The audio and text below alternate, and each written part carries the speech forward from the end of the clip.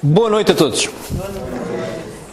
Em primeiro de tudo, permitam-me uma palavra de agradecimento pela confiança que a direção desta casa deposita nos meus parcos dotes de palestrante. Mas quem dá o que sabe e o que tem, não é? Costuma dizer, mais não é obrigado. Pois eu estou obrigado a comunicar-vos aquilo que, o pouco que eu sei, a expor-me às vossas questões, às vossas perguntas, tentando clarificar este assunto que aqui temos. Peço-vos também desculpa não termos as melhores condições gráficas. De qualquer das maneiras, aquilo que for mais difícil de ler, eu vou lendo. Mas também estamos a gravar esta palestra, iremos publicar num canal de YouTube e poderão depois vê-la tranquilamente, quantas vezes quiserem, em casa. Bom, mas portanto, aqui julgo que todos podem ler perfeitamente qual é o tema, comunicabilidade dos espíritos. Comunicabilidade dos espíritos, ouvi aqui dizer que, eu ouvi dizer bem, todos estudam espiritismo. Quase todos.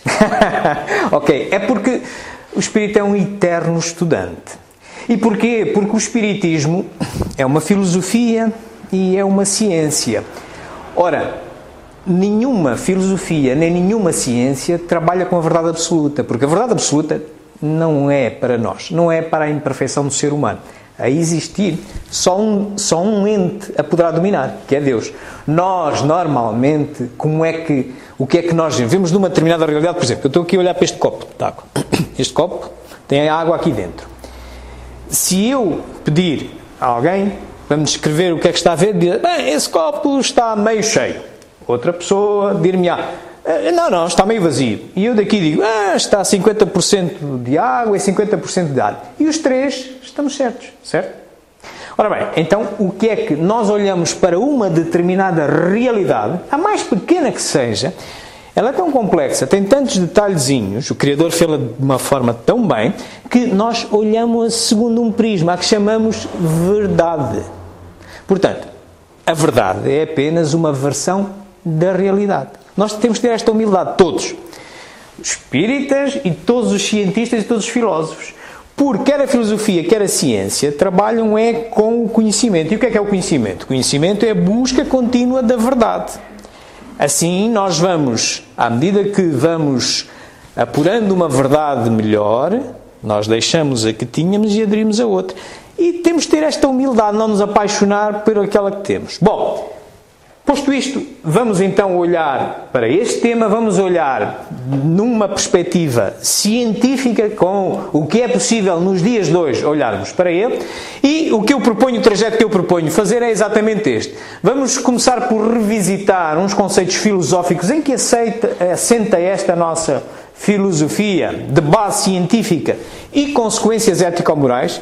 É importante nós notarmos isto, que o Espiritismo, como filosofia, justifica as suas crenças, parte delas, aquelas que é possível levá-las a um laboratório e confirmá-las. Esta é uma delas.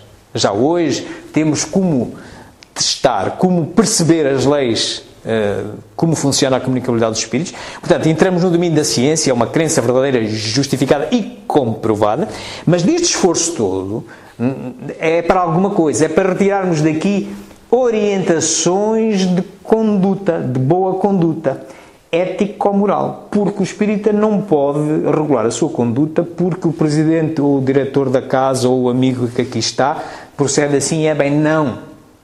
Tem que saber porque é que procede bem. Portanto, daí o espiritismo ter esta vertente. Temos que justificar, temos que estudar, temos que perceber. Muito bem, portanto, então nós começaremos por revisitar aqui os conceitos filosóficos desta doutrina. Vamos escolher 5, são os mais comuns. Depois, aqui está escrito evidências científicas. Portanto, isto soa-nos a ciência, então soa-nos a ciência, soa-nos a método científico. Então nada melhor do que recorrermos do método científico para investigar este caso, ok? Vamos recapitular o que é o método científico, as várias fases, e vamos, para este caso concreto, vamos submetê-lo a este processo. A partir daí, vamos olhar para as evidências que há, estas evidências comprováveis. Depois vamos submeter isto ao contraditório, ver o que é que há aí, o que é que os outros saberes dizem disto, e por fim, vamos então conferir se a tese que nós levantamos é ou não validada com este nosso esforço que aqui vamos fazer, exercendo como método científico sobre esta questão da comunicabilidade dos espíritos. Muito bem. Passemos aos conceitos filosóficos do espiritismo. Bom, a maior parte conhecerá este livro, mesmo aqueles que agora aqui estão pela primeira vez. Este é o livro primeiro que Kardec escreve. Allan Kardec, Hippolyte Rivail, o codificador do Espiritismo, escreve em 1857, é o Livro dos Espíritos. Não era exatamente esta versão, era uma versão mais pequena na altura, só tinha 500 e poucas perguntas, mas a partir da segunda edição já tem mais este formato, com 1019 perguntas. Portanto, e isto é uma obra onde ele aborda as questões filosóficas do Espiritismo. E aborda-as mais ou menos divididas em 5 bases. Um Deus único, a existência do Espírito, a reencarnação, o princípio da reencarnação, a pluralidade dos mundos, não estamos sozinhos, e a comunicabilidade dos Espíritos, esta que hoje vamos submeter aqui ao nosso estudo de natureza científica. Vamos começar por Deus. O Espiritismo tem na existência de Deus o seu princípio maior. Deus é eterno, imaterial, imutável, único, todo-poderoso, soberanamente justo e bom. Portanto, este ente e esta base filosófica, vocês estão a ver que ela só tem realmente uma natureza filosófica. E o que é isto? De novo, recordo, o pai da filosofia, o senhor Platão, definiu a filosofia como sendo uma crença verdadeira e justificada. Portanto, quem creia num ente que tenha criado tudo, chamemos-lhe Deus, Alá, Brahma, o que quer que seja a causa primeira, portanto, como é que chega a ele? Chega a ele justificando. Ora, e dificilmente poder-se-á levar este ente, esta é a única base filosófica do Espiritismo ao dia de hoje, mas eu acho que se vai manter sempre assim, e já vos explico também porquê, que só lá poderemos chegar pela razão. Porque reparem, como é que nós vamos levar este ente a um laboratório? Quando a gente tenta entrar na zona da ciência, o senhor Aristóteles, que era um dos discípulos de Platão, verificou que do conhecimento que nós podemos endereçar com a nossa razão, só pelo pensamento, havia uns pequenos fenómenos que sim podiam levar-se a um laboratório, medi-los, avaliá-los, compará-los com outros, etc. Reparai, comparar. Como é que eu comparo este ente se ele é único? Não há nada para comparar. Estão a ver? Nós só podemos chegar pela razão. E chegamos normalmente com aquele postulado muito conhecido das ciências, que governam todas as ciências. Se existe uma causa, tem que existir um efeito. E nós vamos remontando para trás até chegarmos a um primeiro efeito, chamemos-lhe o que a gente quiser chamar. Portanto, esta base científica, não creio nunca que nós possamos levá-lo a um laboratório. Ele sim, ele como criador de tudo é que nos poderia levar a nós. Agora nós a ele não creio mesmo. Mas pronto. Já o espírito, a existência do espírito, bom, sim, filosoficamente está bem justificado naquele primeiro livro, do livro dos espíritos, mas também noutros. Mas mesmo no tempo de Kardec, já ele conseguiu, por exemplo, deduzir as leis de como teria que existir esta continuidade, este ente que sobrevivia ao corpo.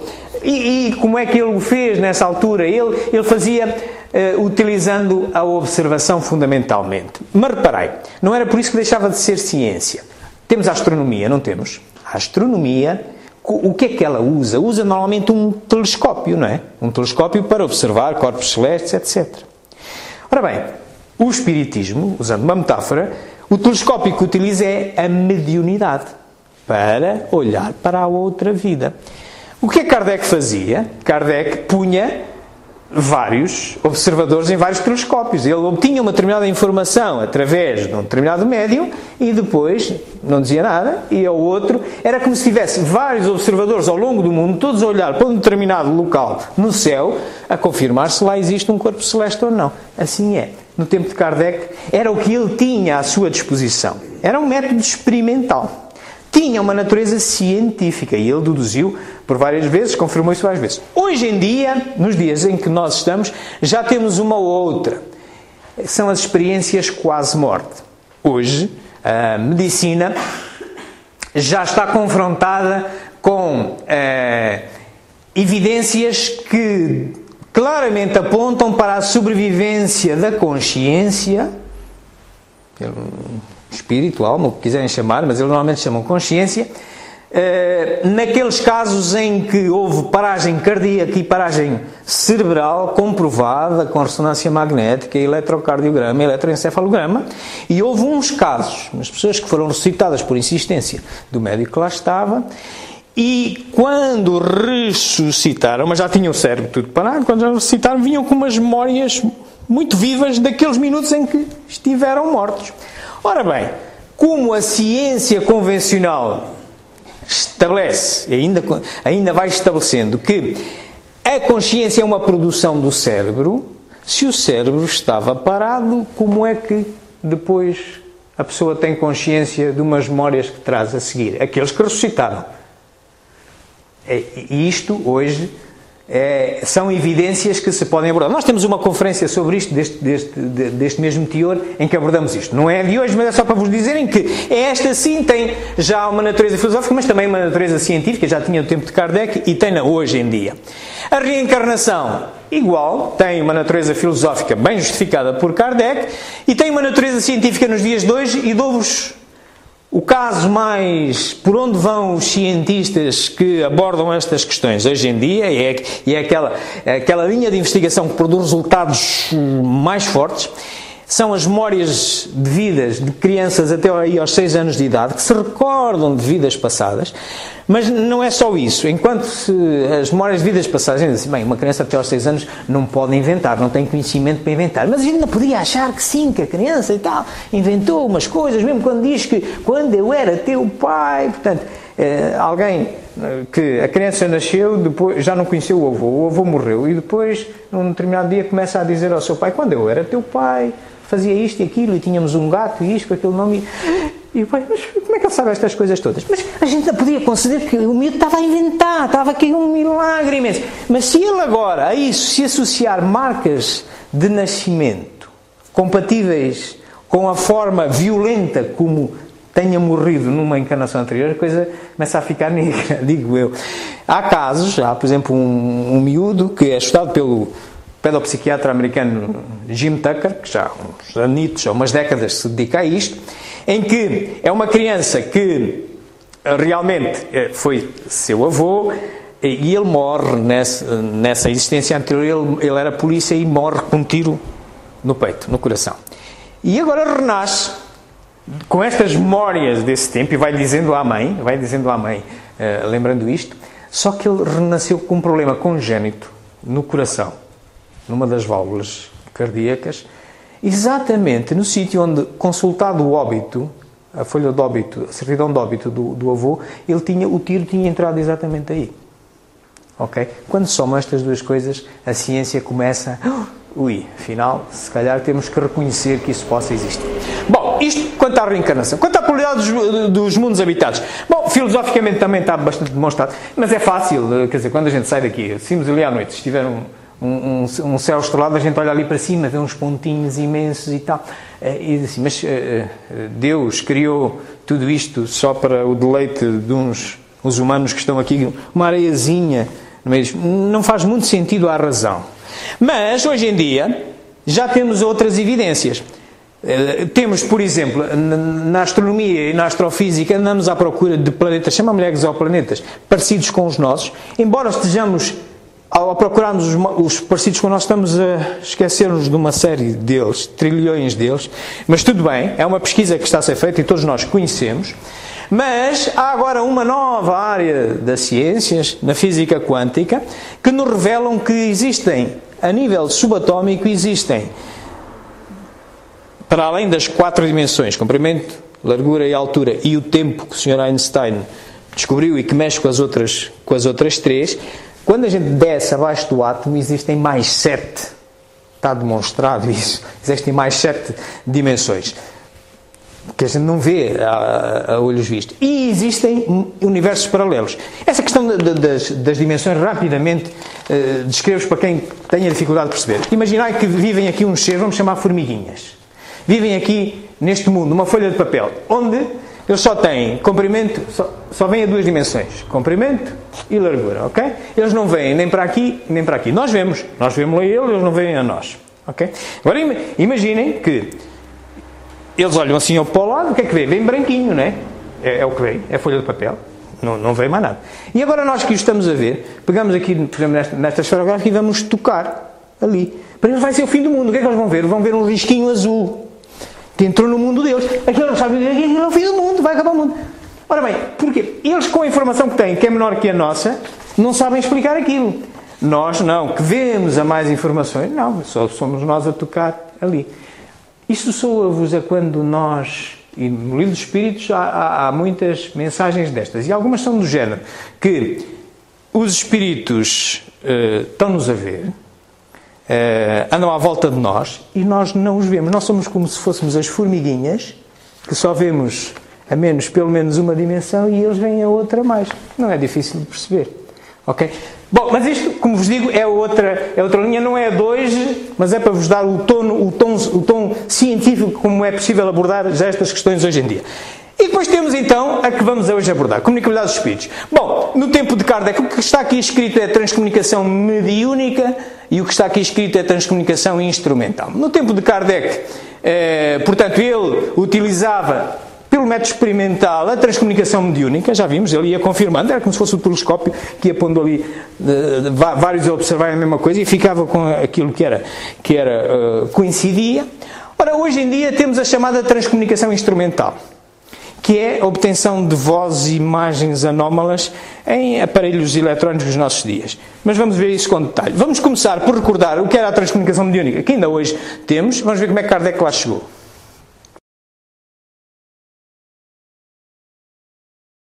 Em 11 de dezembro de 1847, uma família de origem alemã se instalou em uma modesta casa no vilarejo de Riedesville, estado de Nova York, nos Estados Unidos. A família Fox era formada pelo Sr. John Fox, sua esposa Margaret Fox e seus filhos, entre eles as 2 filhas, Kate e Margaret, como a mãe. Fenômenos interessantes passaram a acontecer na casa 2 meses depois da família chegar. Eram batidas leves, arranhões nas paredes e nos móveis. Os ruídos aumentavam cada vez mais. Na noite de 31 de março de 1848, houve uma série de sons muito fortes e contínuos. A garota Kate desafiou a força invisível a repetir, com algum barulho, a quantidade de palmas que ela batia. A resposta foi imediata. Margaret Fox, a mãe, fez um teste. Perguntou algo que somente ela ou algum familiar podia responder. Perguntou as idades de seus filhos.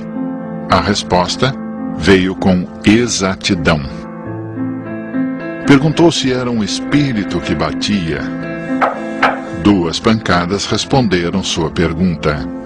Assim, Margaret iniciou uma espécie de entrevista, onde acabou descobrindo que aquele era um espírito de um homem que foi assassinado naquela casa e que seus restos mortais estavam enterrados na adega. Na época dos fenômenos, as 2 garotas, Margaret e Kate, foram afastadas de sua casa, pois suspeitavam que os fenômenos eram ligados à presença de ambas. Entretanto, os ruídos acompanharam as irmãs Fox. Em algum tempo, os fenômenos já aconteciam nas residências de outras famílias. Isso fez com que surgisse uma onda espiritualista que passou da América para a Europa, onde o terreno já estava preparado para o estudo, aliada ao desenvolvimento científico. A forma mais comum de manifestações na Europa foi a das mesas girantes, fenômeno que chamou a atenção de filósofos como o intelectual Denisard Hippolyte Léon Rivail, futuro Allan Kardec. Esta é a história da transcomunicação mediúnica, depois estudada exatamente por Allan Kardec, e ele escreve um manual de paranormalidade humana que ainda é do melhor que temos hoje em dia, que é o segundo livro da codificação, chamado o Livro dos Médios, em que ele consegue deduzir as leis que regulam uma série de capacidades mediúnicas que existia naquele tempo. E continua a existir hoje, através de médios humanos, mas o andar do tempo, e no século passado já, aparece um outro tipo de transcomunicação, a chamada transcomunicação instrumental. Vamos ver o que isto é.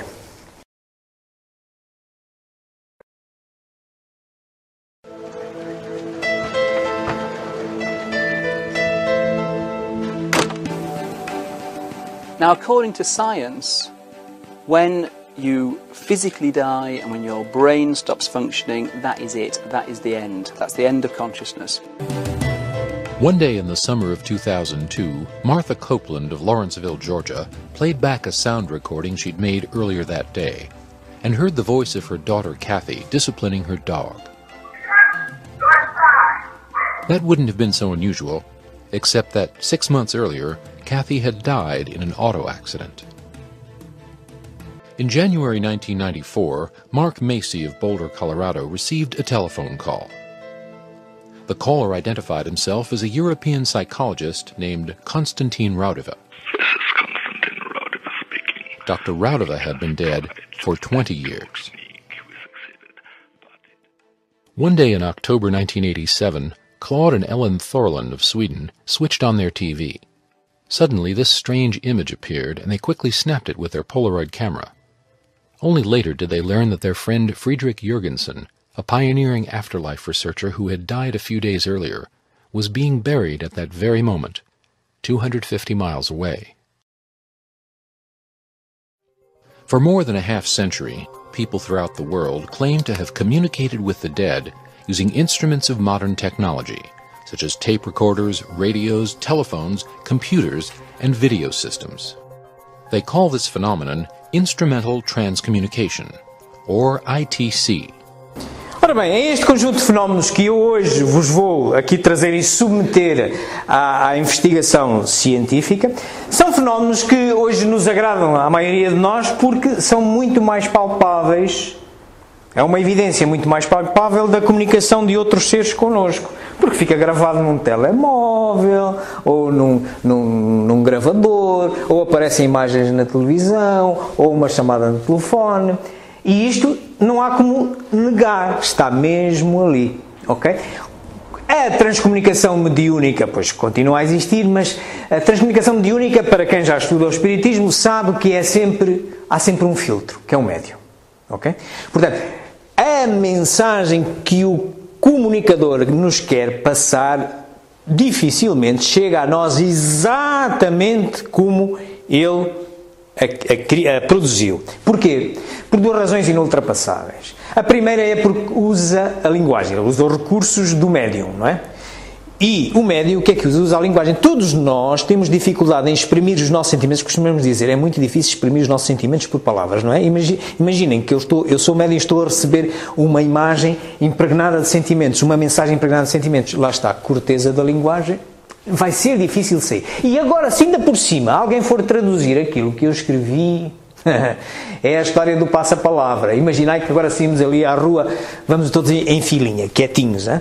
E pedimos à Manuela, que lá vai lá atrás, ela lança uma mensagem ao último e diz, vai passando para a frente a ver o que é que vai chegar ao primeiro. Vão lá depois escutar ao primeiro a ver o que é que passa. Ok? Portanto,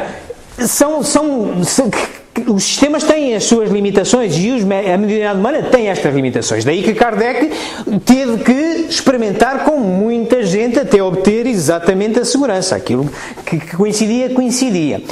Com evidências destas, as coisas já se tornam mais palpáveis. Contudo, há um problemazito que a gente já vai ver, é que estas mensagens é uma coisa bruta e não se percebe assim bem à partida, ok? Enquanto através do médio humano a gente pode ter uma interatividade distinta.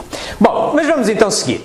Muito bem, eu tinha-vos prometido abordar isto cientificamente, portanto vamos ao método científico. Para quem está ligado com questões da ciência, recordar-se-á que o método científico tem duas fases. Tem uma fase filosófica e tem depois uma fase científica. Numa fase filosófica a gente começa por observar um determinado fenómeno, a seguir faz perguntas sobre eles, tentando arranjar justificações. E então estamos, aqui o que está escrito é uma crença verdadeira justificada. Estamos a justificar, só pela razão, que é só a intervenção da razão, o conhecimento prévio que a gente tem e o objetivo da nossa investigação, estamos a arranjar justificações para aquele fenómeno. A partir daí nós criamos uma hipótese, uma chamada hipótese. Hipótese significa pequena, isto é uma hipótese, é uma tentativa de justificação e então vamos depois submetê-la à experimentação.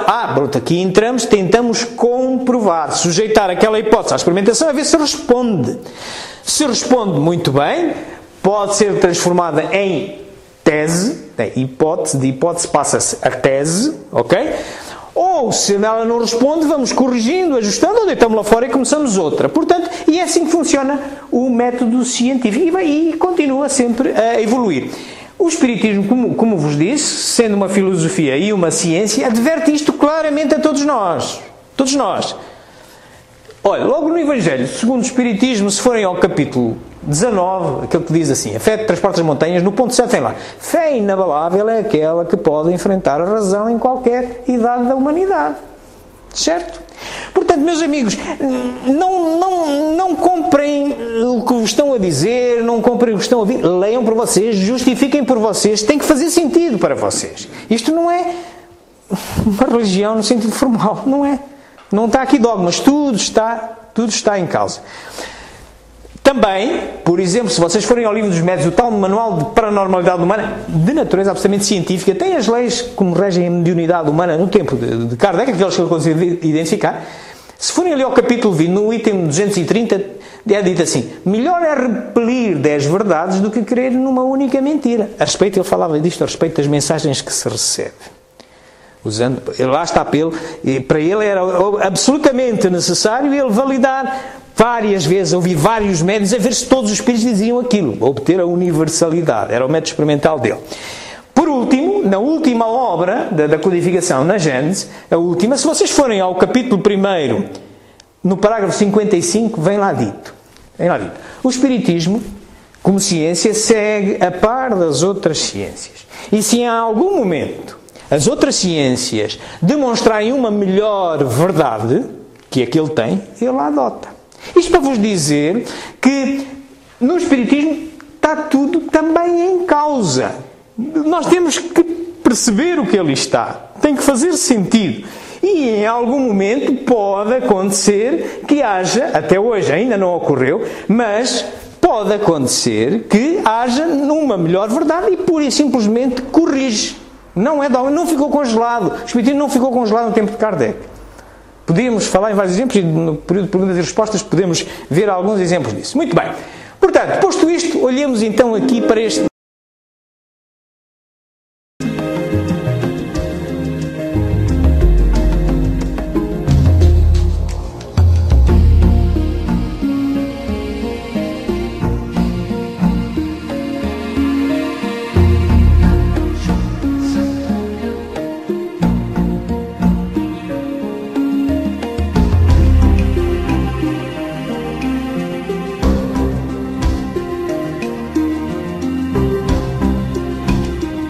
Muito bem, está certo? Esta lógica de silogismo está certo?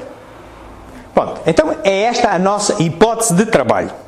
Agora, vamos sujeitar então à experimentação e vamos olhar para experiências e vamos ver se assim é ou não, se isto assim se confirma. Muito bem, seguimos então e vamos entrar agora nas evidências. Vamos utilizar a transcomunicação instrumental. Hoje, ao dia de hoje, são conhecidas 3 ramos. as vozes anómalas que são obtidas em gravadores. Começaram por ser obtidas em gravadores de fita, depois em gravadores cassetes, podem ser obtidas neste gravador. Este, por exemplo, é o meu instrumento de investigação em vozes anómalas, é este com que eu estou a gravar esta palestra, para depois colocar no YouTube, mas pode ser metido hoje em telemóveis, é a mesma coisa, dá igual, ser digital ou ser cassete, dá igual, não é o suporte físico que causa a diferença, não é outra coisa, é preciso haver inteligência de lá, com capacidade para mover energias e produzir um efeito que é perceptível para nós, já veremos. Depois temos a zona de imagem. Hoje em dia temos imagem que se obtém em circuitos fechados de vídeo, com televisões, que vimos ali no princípio, naquele filmezito, vimos a aparecer uma imagem dessas, câmaras digitais ou não, fotográficas, vamos ver exemplos disso. E por fim temos texto anómalo em computadores, já apareciam em faxes, em teleimpressores e hoje aparecem em computadores. Vamos começar por abordar isto e eu vou socorrer-me fundamentalmente desta referência. Este senhor Hernani Guimarães de Andrade escreveu este livro com o pseudónimo Carl Goldstein, das comunicações instrumental, encontra-se com facilidade, às vezes em alguns centros espíritas, foi um investigador destas áreas, espírita também, e há muitos outros, mas eu vou-me socorrer fundamentalmente deste como referência. E ele vem lá uma definiçãozinha para que nós tenhamos a ideia. Portanto, o que é isto a transcomunicação instrumental? Uma das modalidades de captação de mensagens de voz, imagem e texto, alegadamente dos espíritos através de meios eletrónicos e a par da transcomunicação mediúnica. Portanto, é uma via alternativa à transcomunicação mediúnica. Ora bem, comecemos então nas vozes. As vozes, para quem se inicia nas vozes, normalmente começa pelas chamadas EVP. EVP em inglês é Electronic Voice Phenomena. São vozes que se obtêm num gravador, pode ser no telemóvel, uma coisa qualquer. A gente não as ouve quando estamos a gravar, durante ali um minuto ou o que seja, estamos a controlar o som todo, não as ouve e depois vamos escutar e está lá. Metemos num sistema de amplificação de som e está lá. Muitas vezes é a resposta àquilo que perguntamos, outras vezes não é. Mas são os fenómenos mais simples e são os fenómenos porque normalmente qualquer investigador começa. A seguir há investigadores que já chegam às vozes diretas da rádio, que é já tem uma interatividade, é quase como estar a falar com o médium humano, em que está um espírito no médium humano e está a falar connosco. Eu vou falando para um rádio que está desintonizado e o rádio vai-me respondendo, ok? Já vamos ver, vou-vos demonstrar isto. E por último também há chamadas telefónicas, por incrível que pareça, chamadas telefónicas do além, também vamos ver evidências disso. Vamos começar pela EVP. Ora bem, estas vozes, como vos disse, aparecem autonomamente, a gente não as ouve enquanto está a gravar e depois vai ver coisas. Vamos ver um filmezinho que nos vai mostrar isto.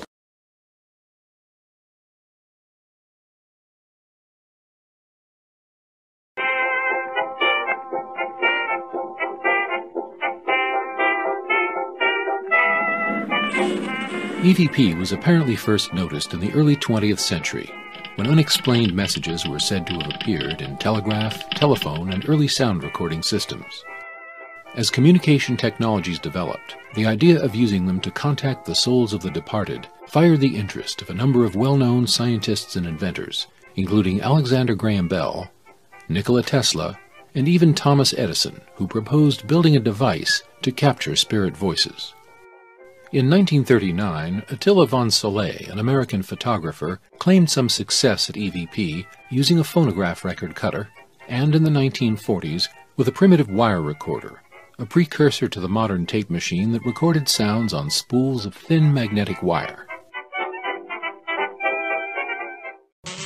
Then, as tape recorders became popular in the 1950s, people reported hearing mysterious voices in their recordings. The first person to research EVP in depth was the Swedish artist and filmmaker Fredrik Jürgensen. In 1959, he was using his portable recorder to tape nocturnal bird sounds for a documentary. On playing back the tape, along with the sounds of the birds, he was amazed to hear faint voices discussing nocturnal bird sounds. Convinced that he was recording messages from the dead, Jürgensen devoted the rest of his life to researching the phenomenon. He went on to record thousands of voices in several languages. established that they often interacted with the experimenter, and published his findings in several books. One of Jurgensen's pupils and collaborators was the Latvian psychologist and philosopher Konstantin Raudava. Raudava worked endlessly to persuade scientists and the public that with simple recording equipment it was possible for the dead to speak to the living. During his lifetime, he recorded 70,000 voices in 6 different languages. The experimenter states that in his opinion man cannot grasp the events after death with his intellect. A voice replies in German, kann. He can. German physicist Ernst Zinkowski was an early EVP experimenter. I began in 1976, and after the second or third test, I immediately got voices saying, we are the dead, we are alive, we are able to think and to speak. Well, one of the first extraordinary voices I received 14 days after I started was the voice of my late father. And he addressed me with my nickname he used when I was a little boy. Muito bem, isto é a história das EVPs. Normalmente começa-se por aqui e obtém-se fenómenos deste género. Estas vozes, como veem, nem sempre de início. Para vocês eu trouxe-vos primeiro a tradução, porque se eu não vos pusesse a tradução, ouvirem aquilo era um bocado difícil. Hoje em dia, eu quando comecei a investigar, já há uns anos, comecei por volta de 2006, comecei a investigar nesta área. Nessa altura ainda os computadores não tinham grande desenvolvimento, e então nós utilizávamos o chamado painel de ouvintes, isto é, nós obtínhamos uma voz e então pedia, o que é que eu ouvia, pareceu-me que ele disse isto, ok, e não dizia nada ao outro e ia passando, por exemplo, eram 20 pessoas, 20 experimentadores, tudo bem, íamos passando. Se no fim, por exemplo, dos 20, 19 coincidíamos que ele tinha dito casa, ok, era casa. Hoje em dia as coisas estão mais facilitadas. Hoje em dia temos software que sabe qual é que é a assinatura digital de um A em português, de um A em francês, porque em todas estas, o porquê disto não soar assim muito bem, muito nítido, é porque em todas elas falta a frequência fundamental. Por exemplo, um A português é qualquer coisa como assim, uma curva de Gauss. Tem uma frequência fundamental, depois tem harmónicas para um lado e para o outro. Só que estas vozes falta sempre a frequência fundamental. Então não marca o timbre, não, e por isso ela aparece assim meio distorcida. Pronto, e a gente metendo num computador, ele tendo lá os A's todos e os B's e tal das várias línguas, ele dá-nos uma percentagem de acerto e já é mais fácil. Já temos ali uma semântica, uma interpretação. Bom, como vos disse, eu investigo nestas áreas. A minha mestra foi esta senhora, a doutora Anabela Cardoso, que foi cônsul-geral em Vigo e é uma investigadora de renome mundial, tem um jornal sobre isto, tem um livrinho com as suas vozes que ela obteve. Então, são imagens de experiências nossas. Muito bem. Depois há as vozes diretas de rádio.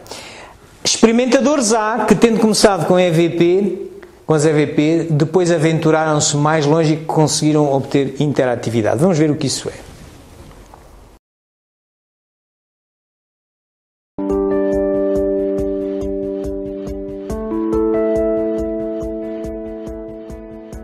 For several years, Dr. Anabela Cardoso conducted successful EVP sessions at her home in Spain.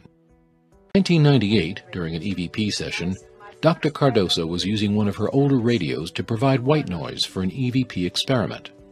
Suddenly, out of the radio came a direct response to one of her remarks, spoken in her native Portuguese.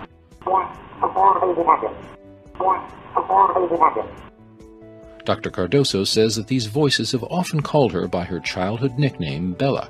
They always called me Bella.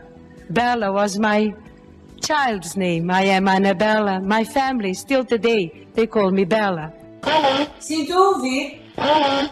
DRV voices come out of radio receivers. Couldn't stray radio broadcasts be the source of these apparent communications? I would say to the skeptic that stray radio emissions do not reply to you when you ask who is speaking. Stray radio mission will not tell you it's your brother Luis. I mean, that's nonsense. Marcella Bacci of Grosseto, Italy, is the world's most successful practitioner of DRV. Since the 1940s, Bacci has been picking up the voices of the deceased on old vacuum tube radio receivers.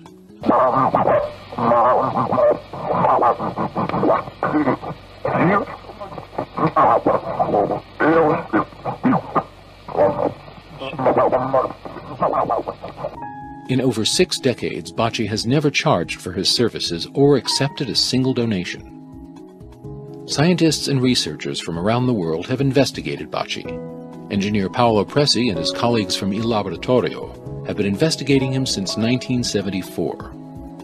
To date, no one has ever found the slightest evidence of fraud. Despite nearly 4 decades of accumulated evidence, some skeptics still insist that the voices could be faked by transmitting them from a remote location. But repeated scientific analyses have ruled this out, and have also established that the voices themselves are highly anomalous and do not originate in a human vocal tract. In 2004, a group of afterlife researchers, including Dr. Annabella Cardoso, Professor David Fontana, Robin Foy, and physicist Mario Festa, joined engineer Paolo Presi for a session at Bacci's Center in Grosseto. Il 5 dicembre del 2004. Dove vai Erardo Bacci? In questo universo niente finisce. Cambia semplicemente uomo. Initially, the voices emerging from Bacci's radio spoke in Italian, but then Bacci reminded them about his English-speaking guests. Senti, ci sono anche degli inglesi, degli amici, che vengono da molto lontano. I'm sorry, Bacci.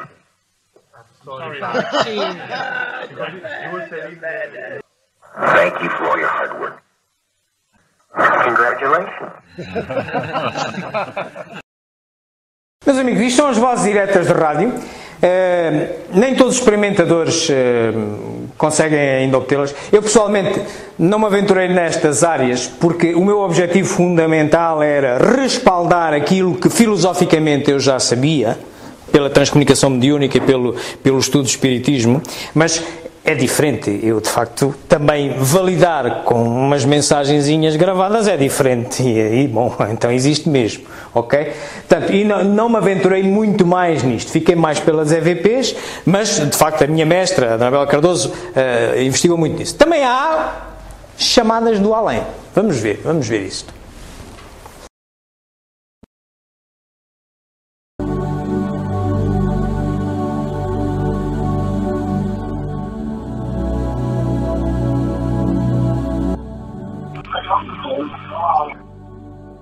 Do people actually receive phone calls from the other side?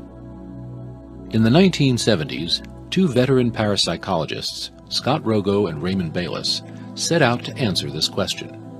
After investigating numerous cases across the U.S., they concluded that phantom phone calls were not only real, but also surprisingly common, estimating that hundreds were received every year in the U.S. alone. As with other forms of ITC, people claim that they clearly recognize the voices of deceased friends and loved ones. There's actually a tradition of ITC researchers passing on, going to the other side, and then contacting researchers on this side. According to many ITC researchers, the undisputed champion among afterlife communicators is the Latvian-born experimenter Konstantin Raudive, a psychologist, philosopher, professor, and author who spoke a half-dozen languages and died in 1974. This is Konstantin Raudive speaking. I'm as fine as a dead one can be. It was a spring morning in 1992 when I received my first telephone call from the other side, from Konstantin Raudive. Mark Macy had been preparing to conduct an ITC experiment involving very low-frequency radio transmissions. According to Macy, the caller identified himself as Raudive and offered advice regarding his experiment. He had no way to record phone calls at the time, but he was prepared when the caller rang again.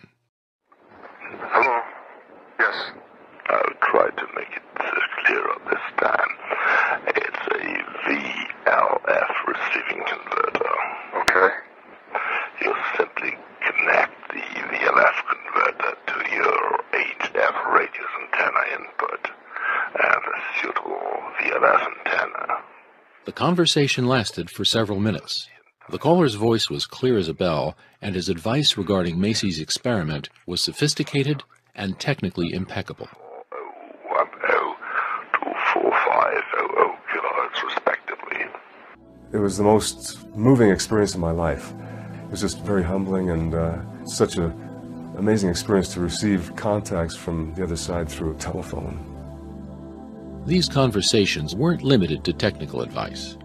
They often touched on human social issues and suggested that the insights provided by ITC might lead to a more just and peaceful world. You know how dangerous acts of all kinds can be. Violence. That's one of those things we want to prevent by ITC. The violence. Isto encerra a parte das vozes, portanto, com estas três vertentes que nós tínhamos visto, as EVPs, as vozes diretas de rádio e os telefonemas. Entramos agora na parte das imagens. Na parte das imagens há fundamentalmente a recolha de imagens através de televisores em circuitos fechados e há as fotografias. Vamos olhar para um filme que vos vai mostrar isto.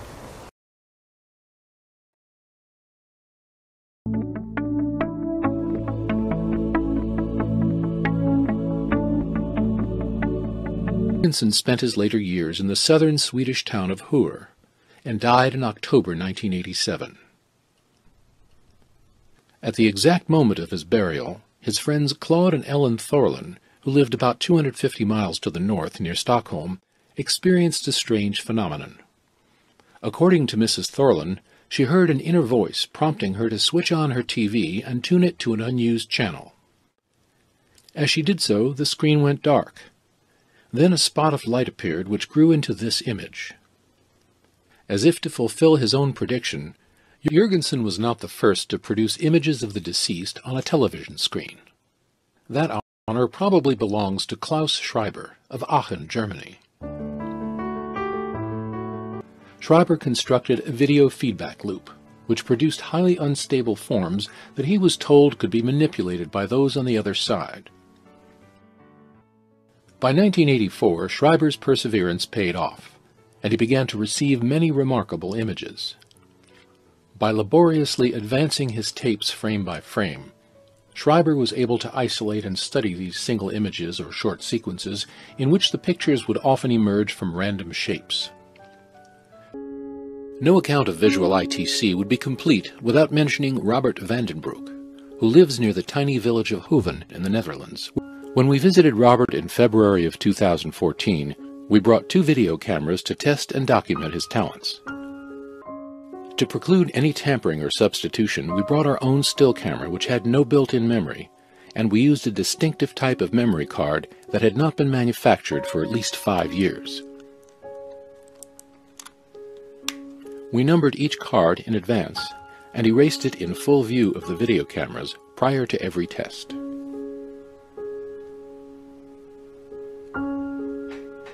All of our tests, Robert stood in front of a dark blue curtain in his small living room, in approximately this position.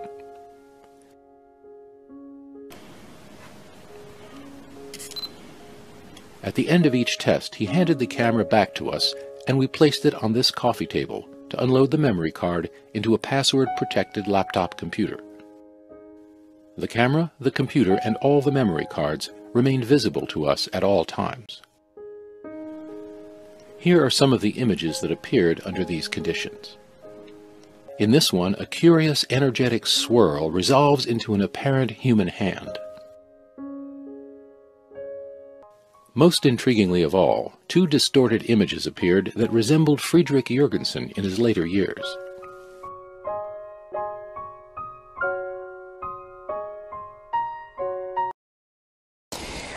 Nesta área eu também me aventurei nela, não me aventurei sozinho, aventurei-me com investigadores espanhóis, nomeadamente esta senhora, Mariana Casademont, mas esta é o parente pobre da transcomunicação instrumental.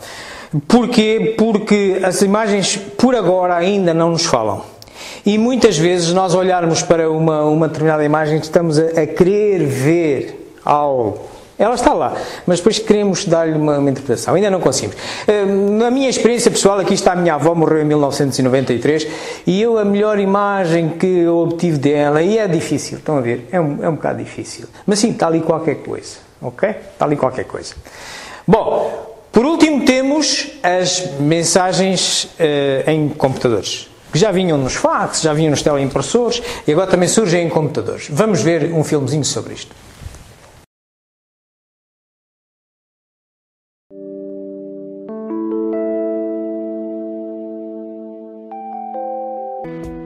Technical writer Mark Macy of Boulder, Colorado, has been one of America's foremost investigators and advocates of instrumental transcommunication. In October 1995, a colleague in the small European country of Luxembourg sent a message to Macy that purported to be one of many that had appeared on her home computer. As with the home tape recorder in the 1950s, the advent of the personal computer in the 1980s and 90s gave rise to claims of anomalous messages that seemed to appear out of nowhere, often on simple machines that had no connection to an outside network. This message, addressed to Mark Macy and one of his collaborators, claimed to be from an obscure journalist named Arthur Beckwith, who was born in England in 1832, was married in Jamaica, and eventually settled in Brooklyn, New York. He died the same day the Titanic sank in 1912. I hired a private investigator in England to look up the records of Arthur Beckwith in that area, and Arthur Beckwith turned out to be born in 1832. Arthur mentioned in his letter that he was employed by the Sun and the Brooklyn Daily Eagle and the Citizen. So I went to the public library in Brooklyn, New York, and we found out that sure enough, Arthur Beckwith was employed on those newspapers, and we found his obituary. A colleague of mine went to the National Archives in Washington, D.C. The census records showed that Arthur Beckwith was a 68-year-old widower in the year 1900, living at 150 Skirmerhorn Street in Brooklyn. Arthur also mentioned a man in his letter named Bill H. Lynch, who had been a rector at St. John's Roman Catholic Church in Lambertville, New Jersey. So we went to that New Jersey church, and sure enough, we found a record of William Lynch, who was a rector at that church at the time. Ora bem, e isto conclui as evidências que eu vos queria mostrar nesta fase experimental de validar a nossa hipótese, que são os espíritos a comunicar por nós de outra forma. Claro que devemos sempre olhar para o contraditório. No contraditório nós encontramos outras ciências que nos oferecem outras justificações. Por exemplo, a mais comum que se encontra é dizerem que são vozes comuns captadas acidentalmente. Bom, acidentalmente é como dizia a doutora Anabela Cardoso. Então, mas como é que acidentalmente eu estabeleço uma conversa que faz sentido? E é o meu irmão Luís que está a falar e continua. Calma. Porque havia a hipótese, isto podem ser uma emissão de rádio pirata. Não, mas como é que tem esta contextualização? Por outro lado, também há quem diga, nas áreas das psicologias, há quem diga que isto corresponde a um fenómeno psicocinético, autónomo, voluntário, tipo poltergeist, tipo aquele que consegue mover, fazer fenómenos de teletransporte, pequenas coisas para um lado e para o outro, e que dobra colheres e tal, não sei o que mais. Bem, isto, se assim for, a captação acidental, como vimos, não explica nem a forma poliglota em várias línguas, quando muda de português para inglês, etc., nem os diálogos. E esta parte do poder psicocinético, o que é que não explica? Então, se eu tenho um tamanho poder psicocinético, por que é que eu tenho que ligar o gravador? É que se eu não ligar o gravador, eu não obtenho o raio da voz. Se eu tivesse esse poder psicocinético, eu preciso disto. E porquê é que, se assim é, porquê é que eu vou precisar de um processo tão complexo de interferência eletromagnética para obter a voz? Se eu podia obter, se eu tinha a capacidade, se um ser encarnado poderia obter isto. É nós a usarmos a razão. O que é que nos diz, baseado no espiritismo, não existia TCI no tempo de Kardec, mas a sua investigação proporciona-nos pautas, orientações para hoje nós podemos interpretar que tipo de mediunidade é esta. E sim, é um tipo de mediunidade. Portanto, o que é que isto é? Se repararem, a física quântica, e tem aqui um livro que vos aconselho a ler, O Universo Elegante, by Engin, é muito interessante, ele diz que a onda eletromagnética é luz. A luz é representada por um fóton. Olha esta coisinha que aqui está, isto é um fóton. Okay? É uma das 18 partículas que hoje existem, que se sabem existir abaixo do átomo. No tempo em que eu andava no liceu, diziam, bem, o átomo é a parte indivisível da matéria, tem lá um núcleo, que tem lá uns prótons e uns neutrões, e depois andam uns eletrões à volta. Mas daí, há 40 anos para esta parte, já se descobriu que afinal, lá dentro, os neutrões eram constituídos por quarks, e depois tinham umas partículas de força, os gluões, que as mantinham juntas, e depois dos quarks descobriram-se logo várias variedades delas, enfim, e hoje há 18, ok? E uma delas é o fóton que é uma partícula de força eletromagnética, mas é matéria. Se repararem, no Livro dos Espíritos, na pergunta 27, diz assim, o que é que existe no universo? Existe o princípio material, o princípio espiritual e por cima dele, Deus. Ora bem, se estamos a falar de matéria, estamos a falar do princípio material. Então, isto é um fenómeno de mediunidade de efeitos físicos. Soa-vos? É a interpretação que se vê mais coerente com a doutrina espírita para explicar este fenómeno.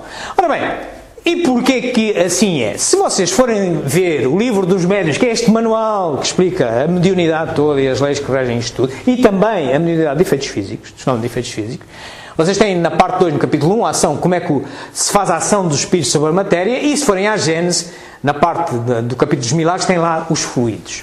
Ora bem, olhando para isto, nós podemos mais ou menos graficar como é que um espírito atua na matéria. Ele não pode atuar diretamente, ele precisa de um médio. Então nós temos, portanto, o espírito está aqui, a alma do espírito, que ele tem um perispírito, não é? E por isso este conjunto forma o que se chama espírito, alma mais perispírito forma espírito, e ele consegue mover fluidos espirituais do lado dele, que vai juntar com ectoplasma, uma substância que o médium humano consegue produzir, tem no seu perispírito, e aqui é o ser humano que tem a alma e o perispírito, que é o espírito, mas está encarnado, tem depois um corpo, e então, desta mistura, através de uma variação do fluido cósmico universal, produz-se um movimento, ou produz-se a alteração de uma onda sonora, ou a mesa que girava no tempo de Kardec.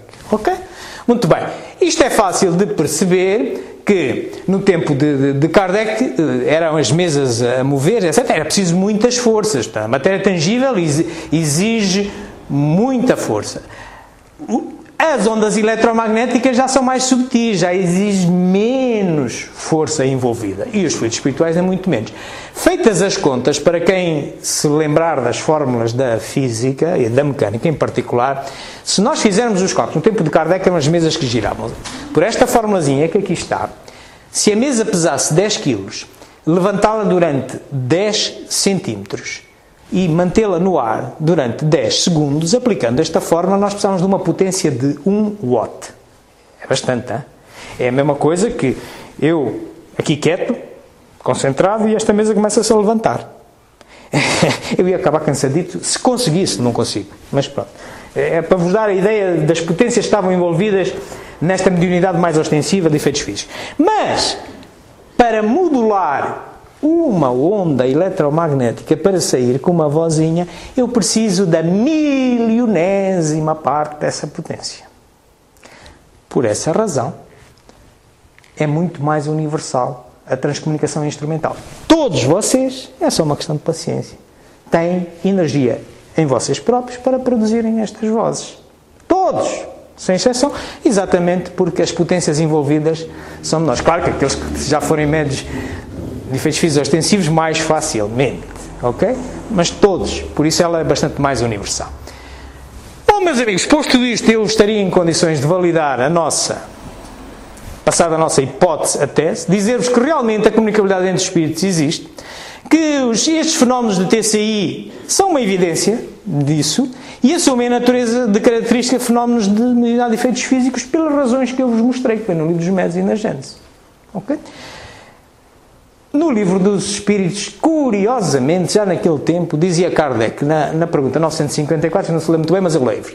Tendes, porém, uma consolação em poderes comunicar-vos com os vossos amigos pelos meios que vos estão ao alcance. Naquela altura só transcomunicação mediúnica. Enquanto não dispondes de outros mais diretos e mais acessíveis aos vossos sentidos. Mal ele sabia que passado século e meio tínhamos aqui outra forma. E é engraçado, neste mesmo livro de Hernani Guimarães de Andrade, ele diz que teremos futuramente em cada lar um equipamento para a transcomunicação verbal e visual, através do qual podemos comunicar-nos com aqueles que amamos e que nos precederam na passagem para o plano espiritual. Meus amigos, eu para vos trazer esta palestra consultei estas referências todas que aqui estão, os livrinhos que fomos falando, aqui estão os links daqueles filmesitos todos que nós vimos.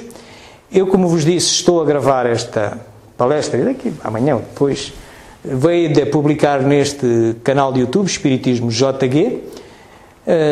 Vocês chegam lá, por mim também, Espiritismo JG no Facebook, temos aqui um blog no YouTube e, claro, também terem aqui o meu e-mail, se no tempo que nos sobra para perguntas e respostas não for muito apertado, sempre poderão em qualquer momento escrever-me espiritismo.jg@gmail.com e pronto, estaria à vossa disposição para qualquer pergunta que vocês tenham. Desculpai lá, tomei mais tempo do que estava à espera, mas também tentei explicar mais umas coisas, talvez obviando umas perguntas para o final. Obrigado pela vossa atenção.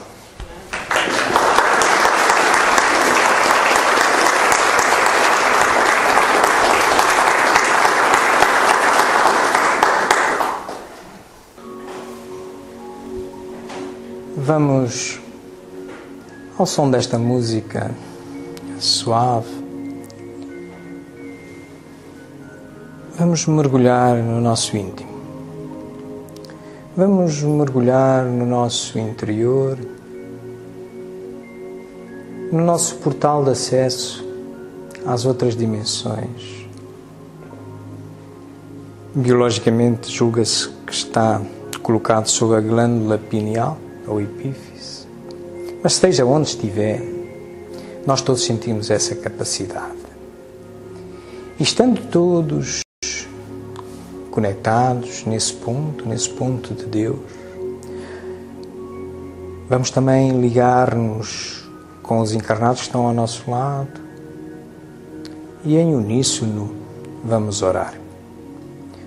E vamos orar tal qual o Mestre Jesus nos ensinou. E ele disse-nos que qualquer prece deve endereçar 3 questões.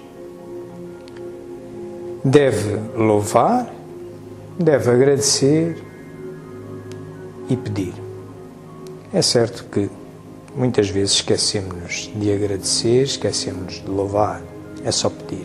Mas hoje vamos começar por louvar o Senhor Deus, o Criador de tudo, por esta obra maravilhosa que nós vamos descobrindo a pouco e pouco, e quanto mais descobrimos, mais nos damos conta que há para descobrir.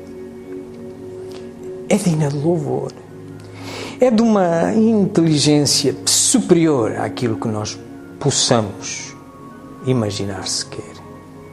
Louvado seja, Senhor, por isso. Mas agradeçamos ao Senhor a possibilidade que nos dá de aqui e agora, nesta encarnação, nós podermos ter-nos cruzado com esta doutrina tão lógica, tão coerente, uma espécie de muleta que nos ajuda a progredir mais depressa, perceber mais rápido o que é bem e o que é mau. Mas, claro, também nos dando a responsabilidade de distinguir o trigo do joio, uma vez que nos aparece muito mais informação. Por isso, estudemo-la, utilizemo-la, desenvolvamo-la, para que ela nos altere os comportamentos sempre de uma forma ético-moral. Venha de onde vier esse conhecimento, de outra dimensão ou da nossa. mas saibamos sempre crivar o trigo e o joio. Por fim, peçamos ao Senhor que, entendida a nossa imperfeição relativa, porque assim fomos criados, e Ele pretende que nós progridamos por nossos méritos, mas todos sabemos que há momentos na nossa vida em que o peso das dificuldades se nos aparenta enorme e muitas vezes nos dá vontade de desistir. Nesses momentos, Senhor, envia-nos os nossos bons conselheiros espirituais, estejam em que dimensão estiver, os nossos amigos encarnados, que podemos encontrar num centro espírita, num amigo, na família, e reabastece-nos dessa energia que necessitamos para continuar a viver. Bem-aja. Uma boa semana.